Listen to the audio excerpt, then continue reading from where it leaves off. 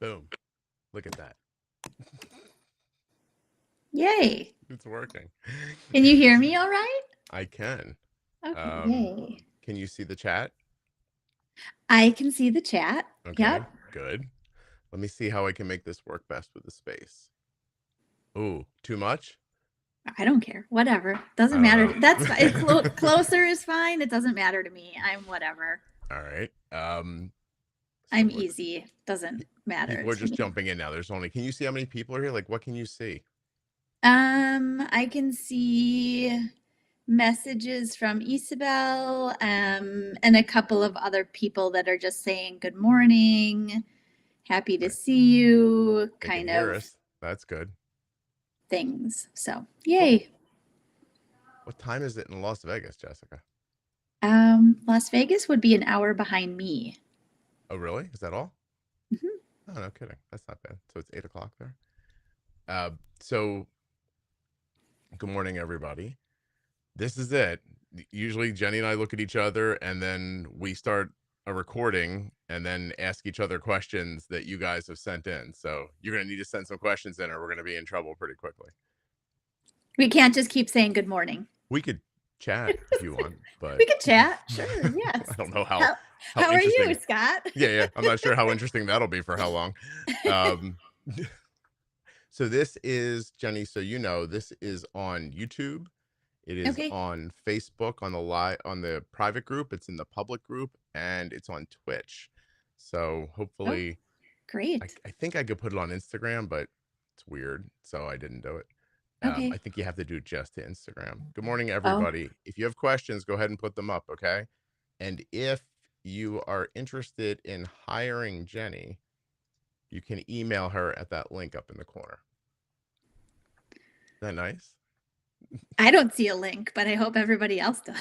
You don't see the little the QR code that says email Jenny? Oh, right there. See? Yeah. Well, you Yeah. just had to point it out. That's all. Am I not pointing to it? Is that it right You there? are. You're pointing to it Okay. beautifully. I'm trying to Yes. figure out what I I'm doing too. I have no I idea what I'm do doing. see it now.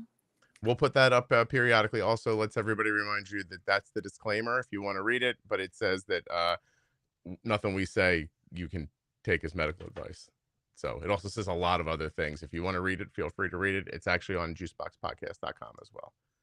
Good All morning right. to everybody who's saying good morning to me. Good Yeah. morning. Hey, Susie, how are you? All right. So there's an oh, I can turn the overlay. Oh, well, now Look at that. I think we should do that. Sure. I like that. What happens now if we make ourselves bigger? Ooh, feels There like we face. are. This feels like FaceTime. Let me go see what that looks like on the Facebook machine. Hold on a second. Sure.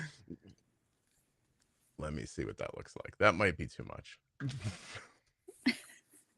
I don't know if I'm You up look for all like that. you've got like a hurricane blowing behind you Oh yeah. All with right, your I'm watching. Yeah, I don't think that's clouds good. and I think we're gonna go lovely back to things. like looking like. Okay. Hold on. You have a nice background though behind you. I just So have my office space behind me. so what I actually have behind me is it's a green screen. Oh, So I nice. can put like different stuff on the back of it. Which is nice. I'm All right, sure now that let's my boys would love if we had a green screen. They've used them at school for some productions and they have so much fun with those. But yeah. yeah. It's better than like just seeing everything that's behind me. Okay, so hold on a second. What do we have here? Should we Good pre-bolus question. for dessert if we already have insulin on board from a meal? It's Oh, a a great, question. it's a great question. It's a question I get all the time. You go ahead and go first. Oh, okay. So I think it does differ, right? It differs for the content of the meal that you already had. And it also differs from, again, now we have directional from CGM information. So depending on where you're sitting, if you're already rising in the aftermath of that meal, then potentially it's a great idea to bolus, especially if it's a particularly simple carb type of dessert.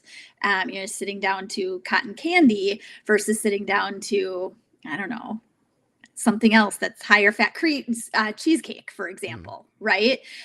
So I think it definitely depends. And then in terms of the piece here of should we pre-bolus for dessert, Not necessarily. Again, depending on where your blood sugar is sitting, it may depend on whether you need a pre-bolus or whether you watch a little bit of the meal kind of bolus that's already there play out, and then bolus right before you start to eat the actual dessert. Right. So, So, can I give, like, that was a very detailed answer. I'm going to give a little piece of it that I think of, which is obviously there are different scenarios. Jenny's just outlined a number of them. But overall, what you eat, generally speaking, needs insulin. correct. So if you've made a terrific bolus for your dinner and your blood sugar's 85 and super stable, well, great job on the bolus from the dinner. Now Mhm. you're about to eat something else again. It's time to probably pre-bolus that as well with a little bit and then keep that train rolling nice and flat like that. Unless, of course, you've overestimated dinner and now the dessert could be part of it, or underestimated it and maybe the dessert plus a correction is needed. Right. And that's again where I think the benefit of having a continuous monitor really comes into play, Sure. because you have a little bit more, I think it's wiggle room to determine, do I need pre-bolus? Can I bolus because it's a really slow kind of dessert and it'll be okay? Do I employ the use of one of the smarter features like an extended bolus or something that like that, along with the meal bolus that's already there? I also had a really great conversation yesterday with somebody about the number on your CGM and the directional arrow Okay. versus really just looking at the trend line, Hmm. right? Because I feel like the number on the CGM and the arrow, they go hand in hand. They're almost like a marriage, right? How do you mean? Whereas the oh, sorry, go ahead. How do you mean? Meaning, if you go solely based on the trend arrow and the number, you may make a different decision in this question's example Hmm. compared to what the trend line looks like. Okay. The trend line, you can think of it almost absent of a number, Yeah. because the trend line, even if that, and a lot of people complain, oh, my CGM is off, the number is off from a finger stick when it's trending this way or it's going that way or the arrow is up or whatever. But the trend line itself isn't lying. Right. There's a decline happening, there's stability happening, there's a rise already happening. And so, in this case, from do I pre bolus or do I bolus at the meal or do I bolus after the dessert is eaten or whatever, the trend line can really help you there versus just looking at a number. There have been times with the G7 that I know people got upset because they used to smooth the number out, like with software a little bit. So it kind of made you happier when you looked at it. But now I'm noticing that the direction of the line seems more accurate with what's actually happening. Okay. Have you I don't know if you've seen that or not. So like there'll be times where like you'll see I don't know, like a down arrow. Oh, the goddamn sorry. I The have fun mine turned off. Mine Jenny. doesn't do that. Mine's turned off too, I swear to God. And so, hold on a second, I'll get it back. So, like, sometimes the arrow is indicating down, and at the same time, the number makes it feel like I'm moving in the other direction. And Right. so I do tend to do exactly what you just said, which is put them both together and Yeah. say that the arrow's telling me one thing, the line's telling me another thing. Right. But this direction seems to be spot on. Like the Right. direction seems to be spot on for me. Sure. Um, And from that smoothing angle with G7, I think what I've seen is really that because they don't smooth, as you mentioned, right? G6, the data was smooth. So it was almost from my understanding, it was the system's algorithm looked at the data points preceding the current, and there was some averaging mhm, which that was provided a going on. smooth that was Yeah. going on to provide a smoothing into the next numbers you saw, whereas G7 took the smoothing out. And so each data point isn't, it's supposed to be an accurate one in and of Depiction of itself what's a data happening. Yeah, point. yeah. Yeah. Emily says here, good morning. I had my son before I got type 1 diabetes. Is he still at higher risk of developing type 1 or another autoimmune? Let's see, I had my son before I got type 1. Oh, I see what she's saying. Yeah, Yeah. Emily, I don't think it changes. Autoimmune probably runs in your family. Like I think what's going to happen was going to happen whether you got type 1 before or after the pregnancy. Correct. And really, with the testing that we have now, depending on how old your son is, whether testing is an option yet or not for his age, that really is the best tracking Mhm. that you can do for the potential. Now, there are other, and I think we talked about this when we talked about the thyroid episodes and that kind of stuff. There are antibody testing that can be done for a number of other autoimmune conditions, thyroid included there. So, if you are concerned at all, that is one of the best ways that you can just keep up with checking. Yeah. And actually, you'll hear in the last half of the year on the podcast ads for something called screenfortype1.com, which you could go to Hmm. now, even though I don't have the ads up yet. It's literally screen for type the digit 1.com. And you can look into that there about screening if you're worried. Um, Brenda says, but you know what? Give me a half one more second on that. Like, I, Yeah, I don't know that because you have type 1 diabetes means there's going to be more autoimmune or not. Like, it's very likely no, and possibly yes. But, right. it at least gives you things to look out for. You start seeing tired behavior, dry skin, hair falling out. You think thyroid, right? Like Hmm. the crazy weight gain, loss all of a sudden, lack of energy, etc. Like, ooh, are they drinking a lot? Maybe I should be looking for type 1. At least you know to look now.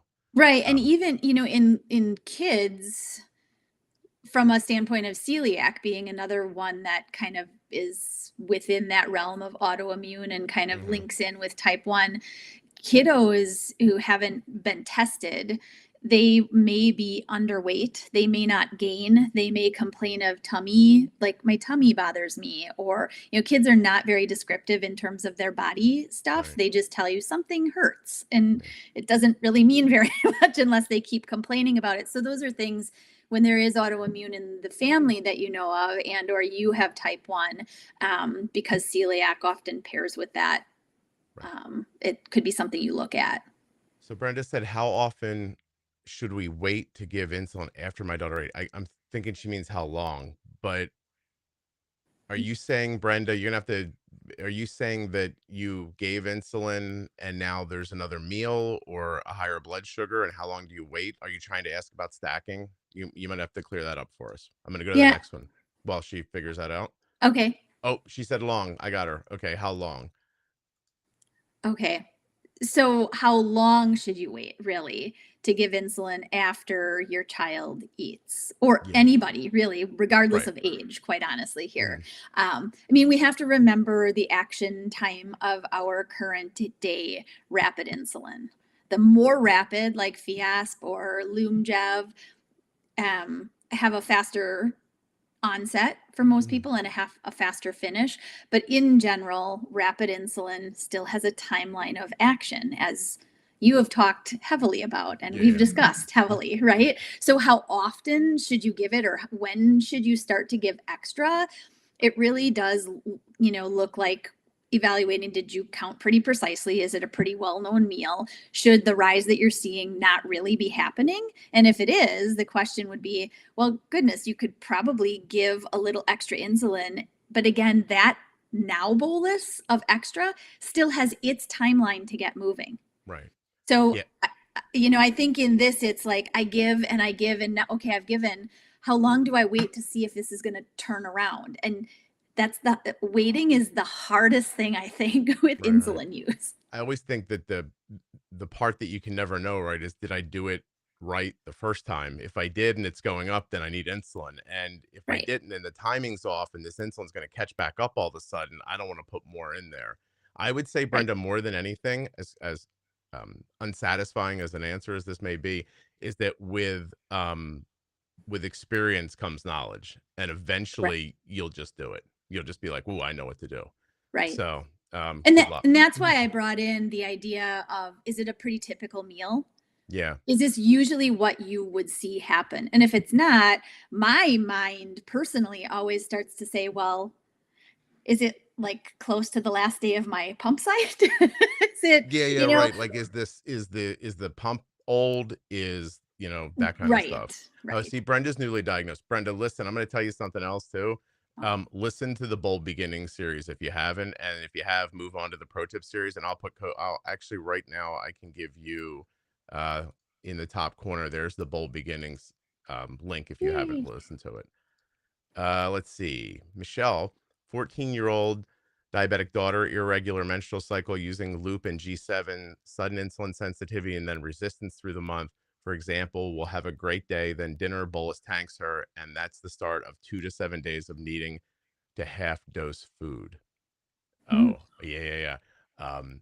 I would also listen to the pro tip series there, Yes, and we have a lovely episode on hormonal stuff. But we do. I mean, listen, Jenny, it feels inappropriate for me to go first, but my daughter has what I think of as three different implications throughout a month.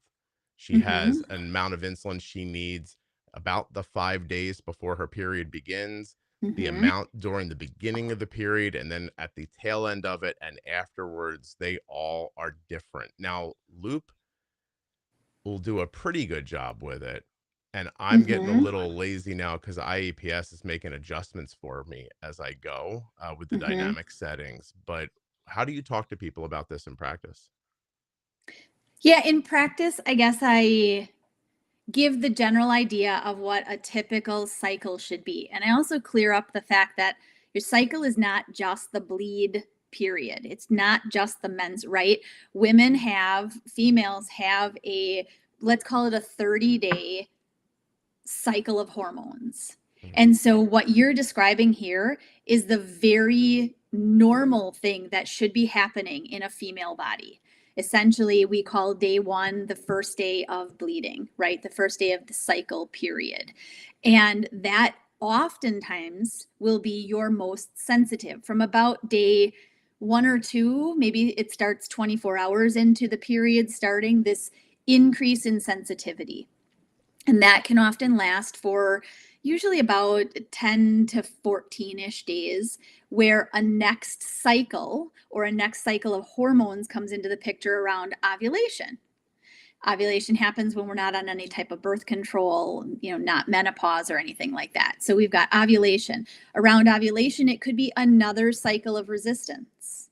It could be heavier than, as you described, Scott, the days before your daughter has her period. That's a time of some intense resistance as the body's hormone levels rise to either support the growing uterine lining if pregnancy is occurring, Mhm. or a plumping up, and then the period starts and it sort of discards all of that, and then the hormone levels fall down. So that's why you have this rise fall in resistance versus sensitivity. So Right. you're not crazy in what you're seeing with your daughter. This is supposed to be happening, and it's really important that you also discuss that with her. This is normal. We're going to adjust this way. So you might have with Loop, and I don't know what version of Loop you have. Some of the versions allow you to have multiple profiles set to choose from, and then for Loop to interact with. And some of the versions of Loop do not, where if you just have that one main profile, you may have to make adjustments to it by 10, 20, 30% more insulin, so that Loop then can work to its advantage for you by Right. adjusting off of the higher needs or the lower needs. Loop also has those overrides that you can use a percent adjustment up and a percent adjustment down, but what you're seeing is normal. That's all I did was the overrides with Loop. Yeah. Yeah, I would just go a percentage higher. And then, it was uncomfortable because you have to say to your daughter, like, let me know as soon as your period starts because we got to like knock this off. And then Right. it can really tail away at the end. And then, Yeah. then it's so even strange to call it normal because I think the whole thing is normal. Obviously, Hmm. it's just it sucks. But like then the normal like couple weeks comes at the end. It's Right. I'll say again, try the pro tip series. There's some great conversations in there about menstruation. Actually, I just put information up in the corner because a lot of people are asking about screening. So there's a link Oh, up in the corner here about how to get screened for type 1 for the rest of your family. So that's the answer to this question here. I okay. promise I won't put my thumbs up anymore. Colby, oh, Colby wants to say something nice. Colby, thank you very much. I appreciate it. Oh, Yeah, yeah. Thank we you very much. yeah, we feel good about that. Don't worry. Um, let's say hi to you, Jennifer, and thanks. He's 10 Hi. months old, and he'll do the antibody testing when he's old enough. Okay, that's Emily from Great. a little while ago. Here's a question from the private group.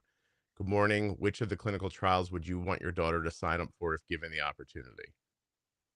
Oh, that's for me. That's me. I'm like, I was like, Jenny doesn't I have a have daughter. no girls. Um, well, I'll tell you what, more recently I'd sign her up for that GLP study in Austin, Texas that Dr. Mhm. Blevins talked about on the podcast.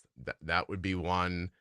Um, if she was really, really early diagnosed, maybe I would look at the temizolol, right? I know I'm not pronouncing that correctly. That's one that I would think about. Tzield, is that what it's called now? Mhm. Tzield. Yep, TZO. If you were really newly diagnosed, I'd look at Tzield.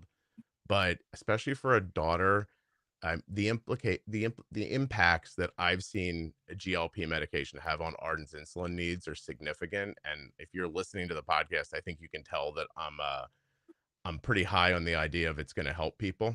So Mhm. I would probably do that one. Austin, Texas, Dr. Blevins. There's a link in the private Facebook group somewhere for it. That's one I would look at, but I think you have to be in Austin. Mhm. Other than that, which ones are you excited by, Jenny? I mean, there are so many all over the place. Again, depending on where you are in diagnosis, that's really how you would search out studies that may be appropriate, both age and where you lie in diagnosis or post diagnosis. Hmm. Many of the studies that are being done are in the newly diagnosed. I find the studies easiest to find for those who've been diagnosed in the past like 6 months. Okay. Um, there are a lot of studies for siblings of children who have type 1 as well, especially if they are antibody positive, but yet to, reach that stage 3 sort of symptomatic, Yeah. type 1 really being there. I would usually look also at Jocelyn does a fair amount of studies. The Barbara Davis Center out of Denver, Colorado does a lot of different types of studies, both in children as well as in adults. Um, there's the Diabetes Center, which is in Rochester, Minnesota. They Hmm. have a lot of studies that come out of there. Some of the like the beta cell sort of testing. I know there are several studies that are can't remember exactly where in Florida they do it, but they've got a number of the studies coming out from like transplants Another and way to keep up with that for everybody listening is if you go to my link, t1dexchange.org slash yeah. juicebox and complete the survey, you will get emails from them when they have stuff coming up. And that's a nice way to hear about things. Next question is, hi, what's the reason why my sugar goes up right when I change my sites? Oh, this is an easy one. And still goes up then like 20 minutes. I will see it come down, but before then, give myself insulin, T-Slim, and Dexcom. I think we talked about it in one of the episodes, I'm Oh, for quite sure we sure. have. Yeah, yeah, yeah. But Nelly, I think I recognize her thing. I think she might be a little new to diabetes. So, couple of reasons that could be. First of all, there's kind of a little trauma that happens when you put the site in. It takes a little while for it to get going. Sometimes it has to soak in, right? You have to get some insulin in there to get it going. You also could be nervous while it's happening and not realize it and be getting a bump in your blood sugar from adrenaline. Um, what else, Jenny? Well, the resistance that comes with creating the trauma under the skin, I think the best way for people to see like the light bulb often goes on if you were a G6 user and you had that 2-hour startup window. The Hmm. real reason that that's there is because the sensor needed to get wet, or a lot of people call it marinating, right? They Yeah, even do it longer insertion time. But it really decreases then the inflammation at that trauma site, which allows both insulin to start getting absorbed the way that we would expect it to. right, Another reason, though, often, and this is regardless of the type of insulin pump that you use or the type of infusion set, it really has to do with when you start up a new site, most people remove the old site because that's what you're taught to do. And hmm, what often happens, especially if you're one to change it right after a meal, often what happens is you pull that old site and it's wet. What that is leakage from the old site. The insulin that was under that area has not yet completely absorbed. And right. so not only are you starting a new site that's now a little bit inflamed and not quite absorbing the way you hope it will, but now you're losing insulin from the other Right. site, So and so there's you're creating a deficit. all those possible implications. So I think about simple ways to fix it is you can kind of flood the new site with a bolus when you first put it on. You can give a bolus for the rise you know is going to happen from the old pump before you take it off. If that site's still working well, leave the old site on Right. for a while after you've bolus to make sure all the absorption happens. but I don't think Mhm. people would realize about the, just like you're saying, like, you're causing a small wound, the body floods Right. the area with like white blood cells and inflammation and everything, and it's just not a great host for the insulin right away. Right. Yeah. Yeah. And I mean, I I usually go about it. I mean, again, years ago myself, even before using the pump that I use, my old tubed pump, I found that pretty quickly after I started pumping that mhm, the old site had to be left in. I just disconnected from it, left it hang out there. And then to kind of start saturating that new site with insulin, I gave a little bolus with right. the new site to really encourage that site to start doing something. Yeah. If you guys are interested in hiring Jenny, you can click on that link in the top corner there and send her an email. Thank you. Oh, of course. Thank you. What are you kidding? Strategies, Dakota says, for bolusing for stress. Is there even a way? Sometimes my blood sugar rockets when I get to work. Hmm. Not always, just sometimes. Well, that's what I would. Yeah. This is not only for adults, but also for kiddos. There's a very big difference seen between heading to school, or I call it like foot in the door at school. Mm-hmm. So this might be foot in the door at work kind of thing. It may also be depending on the type of job, is Dakota, it looks like, has. It really is it a job where some days you have a lot of meetings to get to, you have to host something, you've got a project that's due that you've got to present, versus other days you just smooth into the office and you get rolling with the things that you need to do, but there's not really an adrenaline type of interaction. So you may want to look at what your work schedule looks like, pay attention to what your blood sugar does, and you can make some associations. In the moment, you can address it. But Yeah. if you want some historical to it to be able to say when and if you will need extra insulin, Right. that's the best way to do it. I can just tell you that, like, used to drive Arden to high school, and I'd look at her graph on the way out the door, and if it was going up, we'd get in the car, and I'd say, just bolus. And Yep. she'd like throw a unit in just to go to school. And then she had very aggressive basal rates throughout the day at school that we had to kill. I could never stop them long enough. They were so aggressive during the day to keep her stable. There was not an early enough time to stop them. So I knew that when she left from school, there was a snack that had to happen in like 20 minutes, because as soon as she left school and all that adrenaline or nervousness or whatever left her, her blood sugar started to come down really quickly. Right. It's really interesting, actually. Yeah, there are a lot of kiddos that I get a chance to work with who the afternoon, after having things ramped up during the day, are much more aggressive, like bolus strategy. Right. Usually with the school day ending around 3 or 3:30, by about 1:30, we've started paring things down, Yeah. because otherwise there was such a considerable drop that many kids could have an uncovered snack in the afternoon because of just that joy of I'm done with school. Yeah. No, it's really crazy. Arden used to eat for free in the afternoon for sure. Yes. Hey Jonathan, how are you? Judah loved Dr. Blevins saying diabetes. Yes, he is a Texan for sure. There'll be a new episode with Dr. Blevins in 2 weeks, but next week you're going to get Jim, who is 58, got type 1 when he was 50, antibodies, whole thing. He's got type 1, full blown, using insulin and everything. Started Mounjaro, Jenny, and is off insulin completely right now. Has been for like a year and a half. Crazy Wow. story. Don't miss that one next week with Jim. He won't say Hmm. diabetes though. I'm sorry. I know that was I listened to that episode, and as soon as he said it, I was like, "Oh my god, diabetes, no." How knowledgeable is he though? He can tell. He's off the top of his head just talking Yes, about those GLPs, man. Jeez. absolutely. That Yeah. was why I didn't stop listening after he said diabetes. Yeah. Otherwise, I'm like, it's like He's. a I found him on. cringe. I found him on YouTube. Did No you? kidding. He Wow. was doing a talking head on YouTube about GLPs, and I was like, this guy knows what he's talking about. Yeah, that's awesome. Jonathan said, question for Jenny. Have you heard of type 1 idiopathic type 1? Type Oh. 1B idiopathic type 1. Do you know it?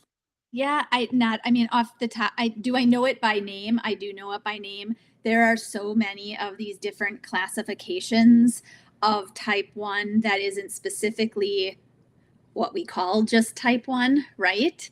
It is if I remember correctly, it's a MODY. It's one of the MODY types of type 1. But again, there are type 1C. I think there's type 1D. I think then it skips a bunch of letters, and there are a whole bunch of other We type did an 1s. episode once where we went through all of them. It was mind numbing. We did, yes. Yeah, I yeah, can't remember yeah. which episode it was, but I do remember doing it. And I Yep. think there were a couple that you brought up that I hadn't even, Yeah. Well, here, yeah. I went to our ChatGPT overlord. It said idiopathic type 1 diabetes, also known as type 1B diabetes, is a form of type 1 diabetes where the cause of insulin deficiency is not related to autoimmune response. Unlike more common, here are some key points about it: insulin deficiency, non autoimmune, heterogeneous group. This group can include various other causes of insulin deficiency, including genetic factors and other pancreatic issues. Um, it's far less common than type 1A. That's what ChatGPT and Jenny knows about it. Jonathan, well, Right. tell me why you asked that, Jonathan. Yeah, that would be interesting. I Yeah. mean, again, I would expect it's something to do with knowing you have this, which means that you had a really good doctor to actually catch that Mhm. there was a difference, Yeah. No right? kidding. And or the question being, well, are there new therapies? Are there ways to navigate this?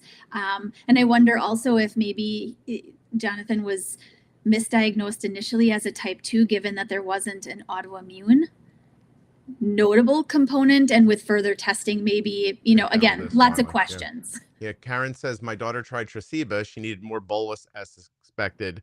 While she changed to the longer Tresiba profile, however, by day 3 she was in the hospital with high ketones and told to change back to her old long-lasting insulin. I needed the only other thing I can think of is there just wasn't enough, or you Right. like how because that doesn't make any sense.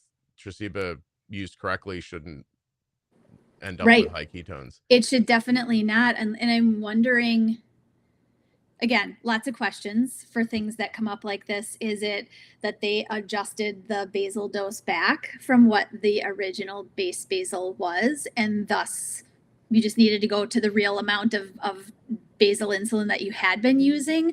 Or, I mean, again, in really rare cases, there are some people who just react very differently to one brand or type of insulin versus Right. another. So again, it could But certainly be that. your initial concern though is where my brain leapt to. Like, did they get really conservative on her when they switched? And Right. maybe her daughter, like I'm guessing here, maybe her daughter started at one level, has increased over time, and then maybe they were took it back to be safe and then didn't give her enough. I mean, I don't see why Tresiba would cause that. And it is a really good basal insulin. Yeah, it is a So very good. In fact, the yeah. majority of the older school people with type 1 who use Lantus, usually I highly recommend that they switch to She Tresiba. said it was the same amount as Levemir. Oh, Hmm. oh, that's And it interesting. sounds like she used more bolus too. That is Now, really interesting. but see though, like, do you really think that you would expect to need more bolus if you went 1-to-1 change from Levemir to Tresiba? No. No, I feel like it means she needed more basal with the Tresiba. Yeah. And Yeah. again, it depend. I mean, all questions, right, that you ask. Is this daughter going through a menstrual cycle at the time of the change? Is Yeah. there Well, a she's growth? 3. Oh, she's Oh, 3. oh So no, no, no, no, no, hold then. on. No, no, I'm sorry. She's not. Day 3. Day 3, This right. is just a time where I want to say, excuse me, Jenny. Yeah. Nothing you hear on the Juicebox podcast should be considered advice, medical or otherwise. Always consult a physician before making any changes to your healthcare plan or becoming bold with insulin. Don't listen to us, okay? Let's move on to Stephen. My doctor is saying I need to reduce my insulin usage to aid losing weight, but I'm not sure how to do that without letting my numbers run high. And by the way, Jenny, before you say anything, I think Stephen has tried a GLP and it hasn't jived well with him, if I'm not mistaken. Oh, okay. Great. Yeah. Because that would have been my potential option, would be a GLP-1. Again, not knowing any lifestyle things here, it could also be that in order to reduce insulin, a broad look at lifestyle inclusive of intake of food. Are you meeting your need? It sounds like, you're wanting to lose weight. So oftentimes, if weight is higher than what the body should normally support, Mm. then you are going to be a little bit resistant potentially. So adding in, again, some activity, and it doesn't mean going to the gym or buying a member. Just take a walk every day. I mean, if you again aren't doing any of these things, and then, as I said already, taking a hard look at overall intake comparative to your output of movement and whatnot during the daytime. Because I think and I've said this so many times before, that we become really carb centric with diabetes, especially type 1 diabetes, in terms of insulin use, that we end up covering, but the other parts, proteins and fats, they Right. play a really big role in caloric intake. And if they're not being contained either, Yeah, you may I have, find sometimes, and I don't know that this is Steven's situation, but I find sometimes with people with type 1, they get so focused on like, can I bolus for this? And they figure out how to do it. They stop thinking about the food like calories, and it's just like a thing they conquered. They were like, I eat a thing, and I didn't have a bolt like a blip, and I don't think that that's his situation. But I mean, I also might say if you can't handle the GLP, metformin might help to some degree. No, yeah, and it looks like yeah. he actually, he said his doctor is suggesting a medical procedure. He doesn't want to do that. Mhm. Tried GLP-1, works out almost every single day of the week, and eats less than 30 grams of carb a day. So, Yeah, it's crazy. again, metformin, it could be an option. Absolutely. The extended release is usually the best tolerated. Starting dose is probably not going to show much, but once you get to the upper levels, usually around 2,000 milligrams of day of metformin is more the therapeutic Yeah. amount. Also, Stephen, Um, I wonder if you couldn't find a doctor who'd be willing to like dabble in um micro dosing GLPs with you. Like not because right now they're stuck with that dosing strategy, right? They put you on Ozempic, they move you, put you to two and leave you there. Like, I mean, right. could 0.25 just make a difference for him? You know what I Well, mean? and I don't know. GLP-1 to GLP-1, there are many GLP-1s. I don't know which one you've tried. The older generation provided a little bit in terms of weight loss, but really nothing compared to the new generation of Yeah. GLP-1s. And I don't know if So he tried Mangiano or just I'm not sure, but I do remember seeing online him talking about that it was not jiving well for him.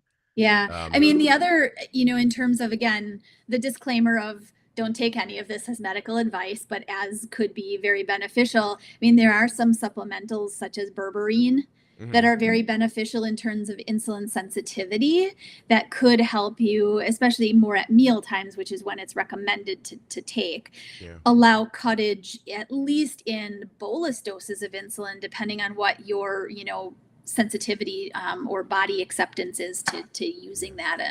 I That could be an option. also I've seen people use digestive enzymes, Yeah. magnesium oxide stuff to help things move so that they don't feel backed up on the GLP. Mm-hmm. This one here, I'm interested in looping, but I couldn't figure it out. I've watched tutorials and podcasts, but could not loop. T1D Pal is a company that will set it up for you. Yep. Jenny, you guys don't do it though, right?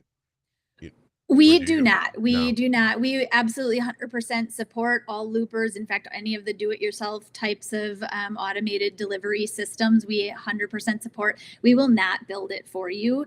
If there are, one of our educators, Catherine, she's very helpful in terms if there are during your build some questions and issues and whatnot that come up.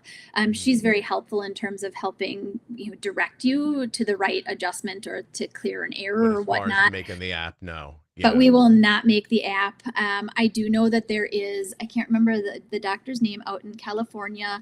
You have to be part of his practice, obviously, but And they'll help he you. will build it and then does it usually through something called Test Flight, which just Right. downloads the app right onto your phone for use. So that is an option. I will tell you that T1 Pal, they do a wonderful job, Mhm. but it is a monthly cost. So Yeah, just there's be a fee. aware that this isn't a one and done. They build it and then you're on your merry way. It's a monthly upkeep. So when there are upgrades to Loop, they do that for you behind the scenes, so you don't have to really keep up with any of that. I might say my moreover, just go to the Loop and Learn Facebook group and Yep. ask if somebody will help you build it. I'm sure somebody would. And Yes. there's Mike is in our group. He would probably help you. There's definitely people who would help you get it built. And then Hmm. you know, there's nothing really to maintain after that, Yeah, after in the it's set Looped up. group, I've seen people who have done weekend. We're going to get together at the library Yeah, and they alcove do and builds together. we're going to Yeah. do the build all together. So you may want to outreach to your community too. Yep. Sarah's saying if you were going to take a couple of units of glucagon to address a low, is there a general guideline for adults? I think I've seen 1 unit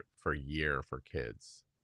Actually, it's great. You already know the guideline for kiddos. If you can treat a low yourself with the old school glucagon kit, the red kit. Hmm. The other kit that can be microdosed is what you're really talking about here. Microdosing of glucagon is Gvoke makes not their usual one shot done, but they also make the hypo kit. The hypo kit comes with a room temperature stable pre-mixed vial of glucagon, and it comes with a syringe that's empty. In general, you would usually use that syringe to draw it up and dose in an emergent situation. If you're microdosing that though, you would use an insulin syringe and you would draw up out of that vial. And in order to do it for adults, it's usually 1 unit per year of age under the age of 15. And then it's 15 units or 30 if you're redosing it. But 15 would be the usual sort of micro dose of glucagon to save you and treat a low that you can address yourself before getting lower. And then you evaluate to make sure blood sugar comes up, stabilizes up, and then technically you shouldn't have to redose. I believe I've signed a contract that says I can't talk about that, so I'm moving on to the next one. Okay. Well, I talked about it, so Okay, there you yes, go. I have nothing to do with you. Nelly loves the group. We love you, Nelly. Thank you very much. Any news about G7 and Omnipod 5? I've heard there's an LMR, and I saw something on their Facebook recently where they were looking for more people, but that's all I know about. And that's just, I don't know. Nobody tells me anything, just in case you're wondering. I don't have They that tell kind me of, less, so I yes. have you know more about that than I do. Sometimes I know stuff for a couple of days before they happen, but not for weeks or months. And also, I think if they knew, they would tell us for certain. Yeah, So we I'm would not hope. sure why it's taken the time it is, to be perfectly honest. Susie says, "Do you think GLPs used reduced insulin needs are feasible for a slim, underweight kid?" So I think if the person has a real need, like a real like insulin resistance, like you have like, your carb ratio is 1 to 2 or something like that, there probably is a place where in the future they'll find smaller doses to help people. But there's no doubt in my mind you will not be as hungry. It will be more difficult to eat. And if you're underweight or at low weight, it could end up being an issue for sure. Right? Yeah. Because it really does impact appetite. That's one of the biggest things that I hear from people. One, to a positive when they're noticing the definite difference in appetite, but Mhm. sometimes to the detriment, right? Where a person really just has to remind themselves to eat. And that's not the goal of this medication at If all. you have time. Yeah, and listen, I'm on the GLP. I, I have to remind myself to eat some days. Like, there's no doubt I could go forever without eating and never notice it. But moreover, like, as we were getting Arden on it, there were times where we just had to take what we could get.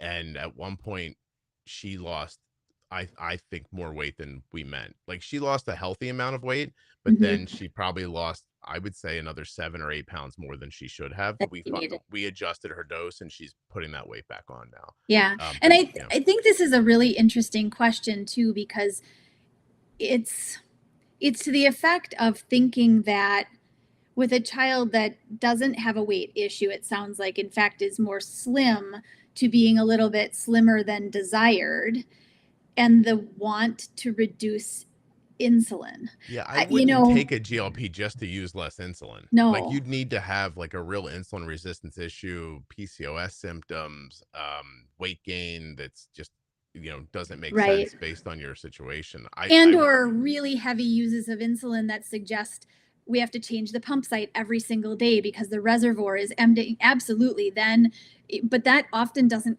most often, in fact, doesn't go along with a kid or an adult who is already fighting to gain or maintain weight. Yeah, I agree. I don't think the GLP is just going to be a thing that every type 1 gets one day. I think it's No. going to be very specific uses.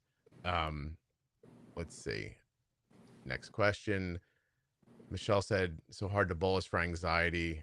Our Miss 10, as she gets there, calms down and then she drops." Yeah, trust me, there's conversations all over the podcast about when Arden would sometimes shoot up for sports events and not Mhm. always. And we'd end up bolusing for it. And then if she didn't get anxious, we gave her juice to cover it.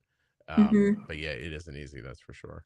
No, it's certainly not. And sometimes, again, depending on what your targets are, what your goals are, and also paying attention to how your child or your teen or yourself, how you feel honestly with that. Sometimes those sporting events are also really long, right? So Mhm. you may get that spike on the way there. And if you don't bolus for it, as soon as the movement gets going, a good majority of kiddos, it comes down on its own. It can drop on its own.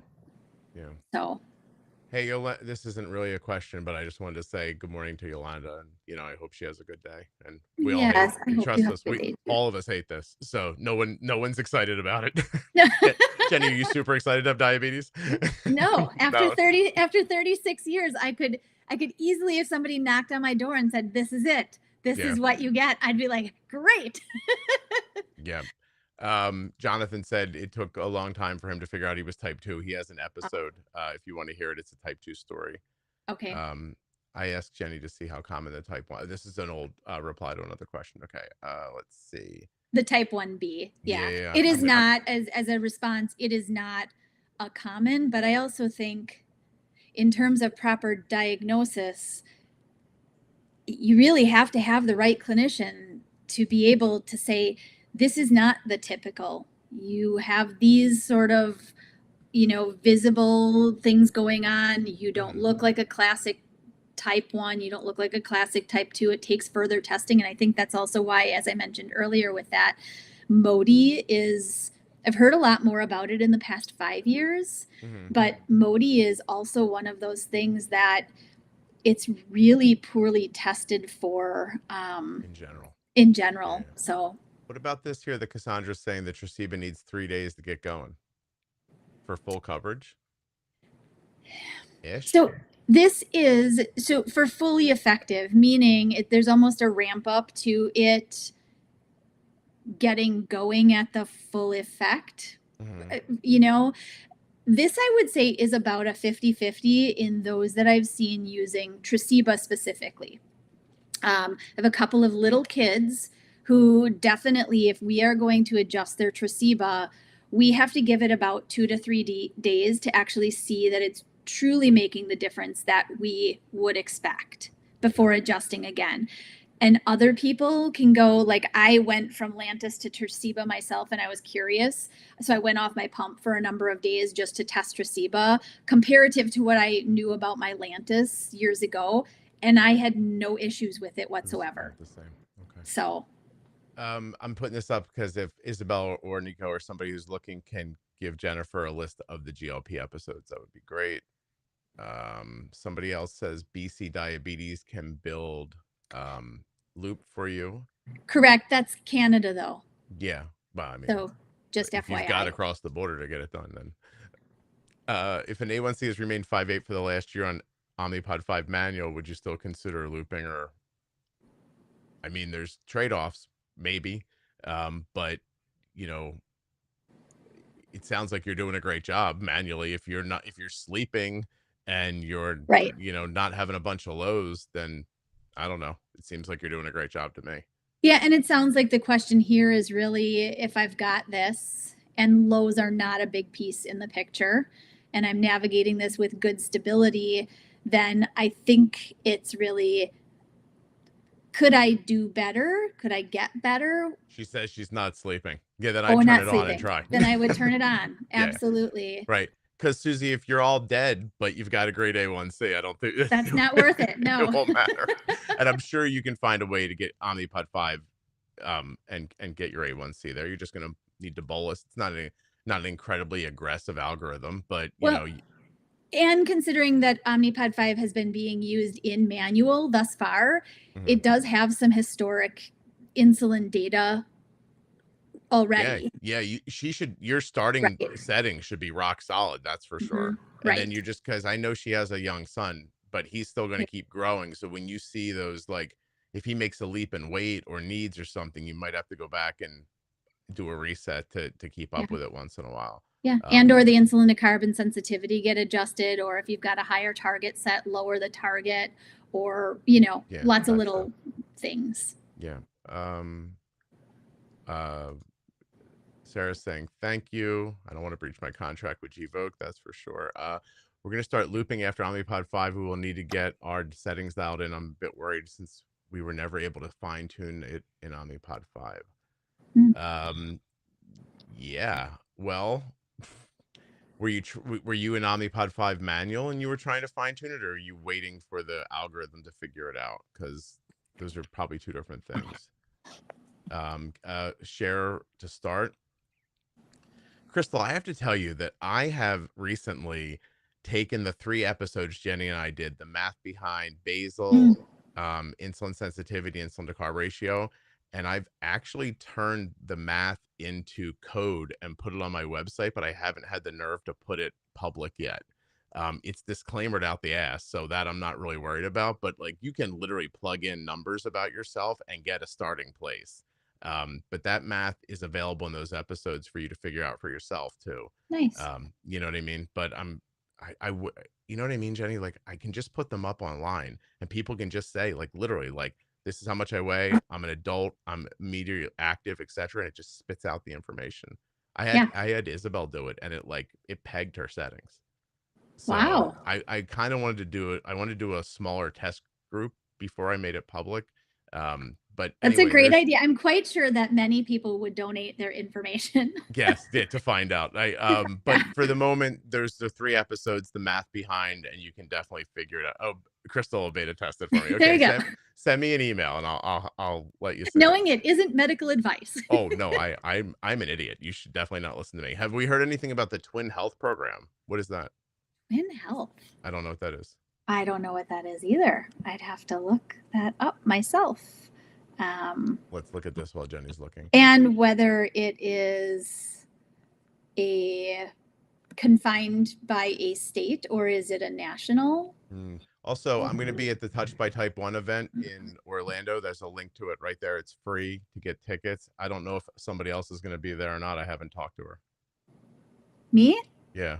I will be there. Oh. I already have topics. Oh, well, you can come see Jenny and I in Orlando. When is that? Do you know?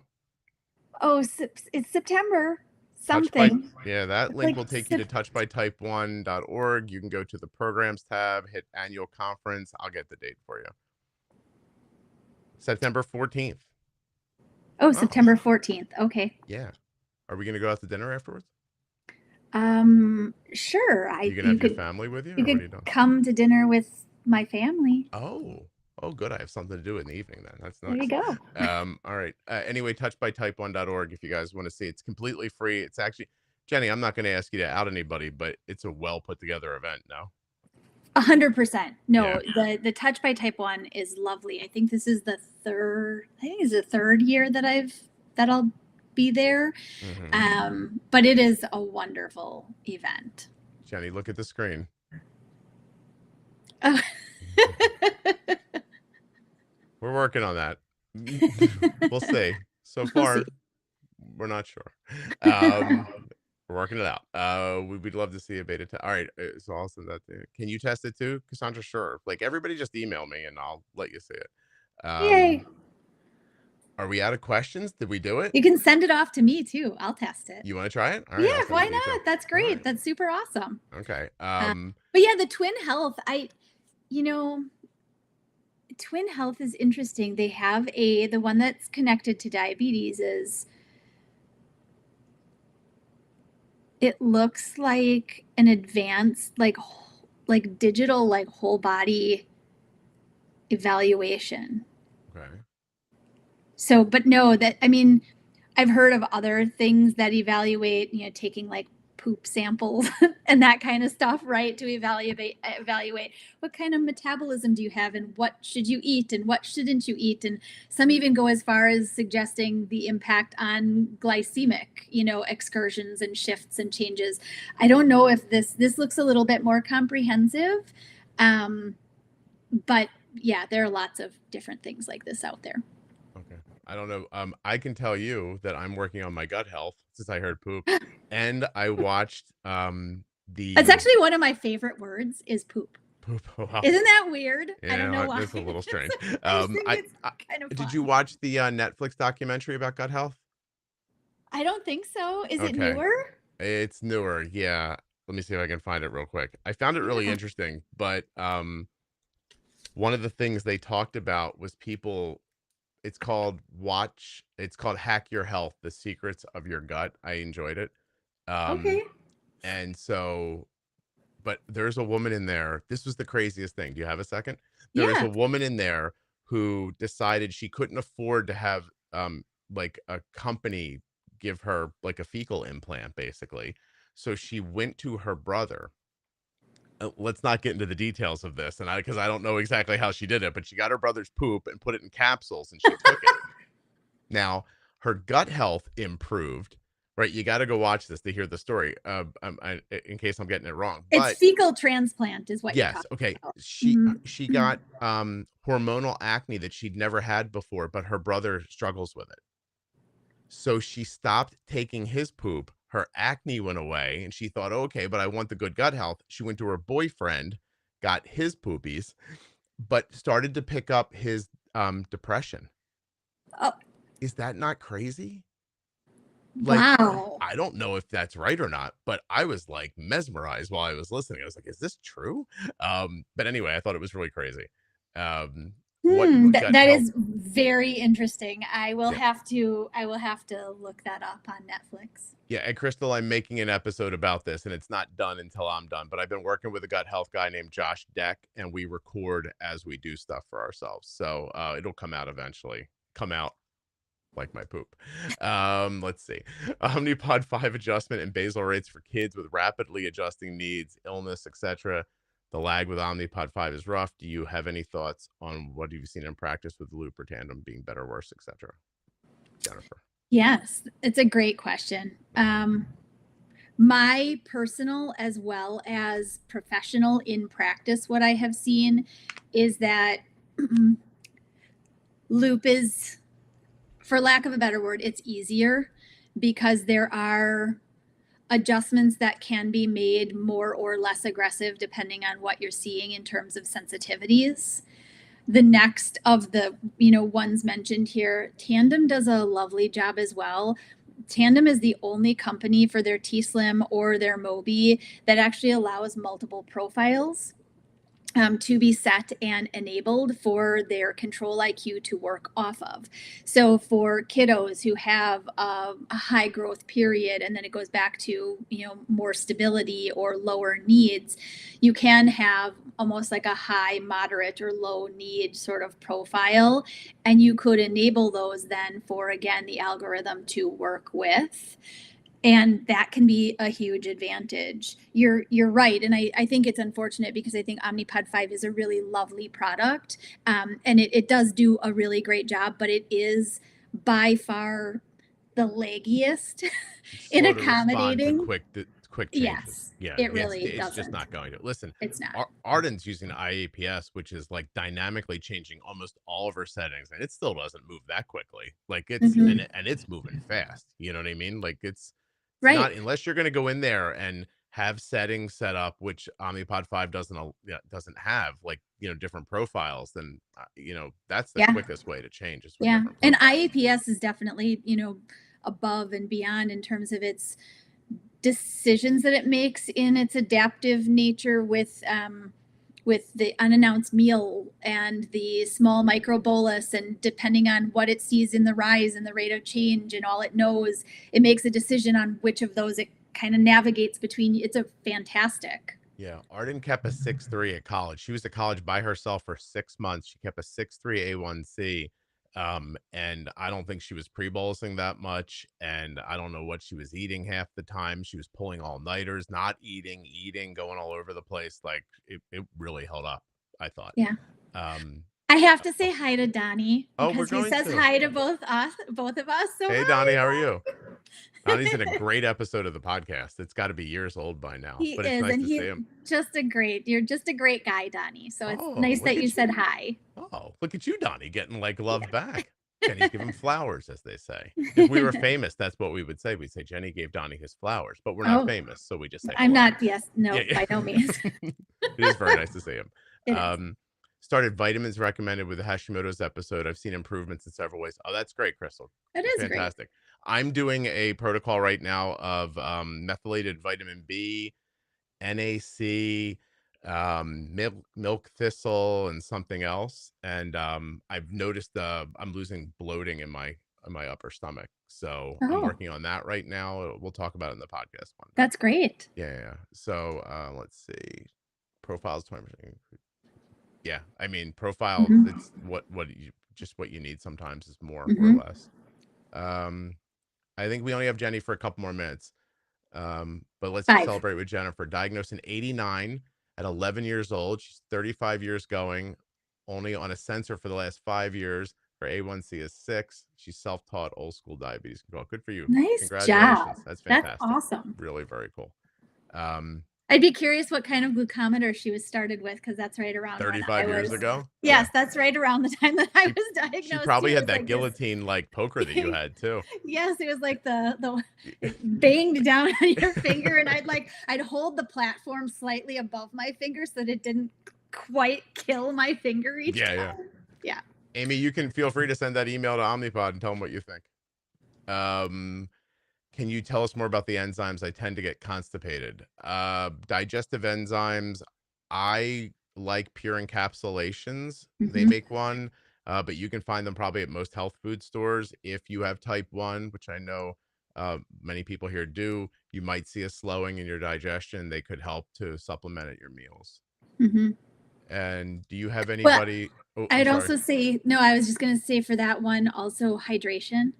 It's really, really important is hydration. And oftentimes, even hydration, you think about that being just water, and you can overhydrate with just water, and that can create enough issues too. So, hydration with some baseline electrolytes can be very beneficial. Yeah. Also, Azra, I'll tell you what, 400 or 800 milligrams of magnesium oxide a day, and you will take a shit. So, Go, yeah, and use it at bedtime. Then it can yeah, work on your gut all night. yeah, yeah, yeah. Go ahead. You want to poop? Do that. Start with 400, but after like 2 or 3 days, if you're not going, go to 800, and it will happen.